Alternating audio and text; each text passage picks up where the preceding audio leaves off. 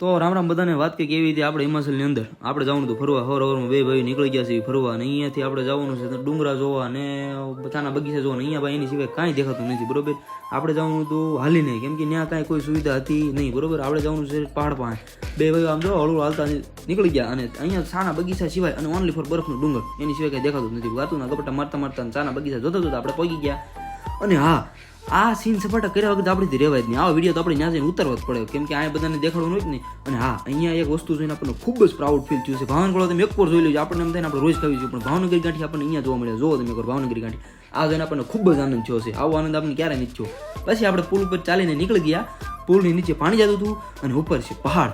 અને જો આ અમારા ભાઈ પાછળ દેખાય છે ને, ફોટો પાડવાનો બહુ રખપદુલો માણસ. જો તમે એને તમે ગજબના ફોટો પાડવાનો છો કે એને એમ થાય જો મારો ફોટો પાડે છે, પણ આપણે ખરેખર એનો ફોટો પાડવાનો નથી. આપણે એનું પોપટ બનાવ્યું છે, અને પોપટ બનાવીને આપણને ખૂબ જ આનંદ થયો છે. આપણે ચડી ગયા છીએ જીપ લાઈનમાંથી, પણ જીપ લાઈન નથી બંધ. જીપ લાઈન એટલે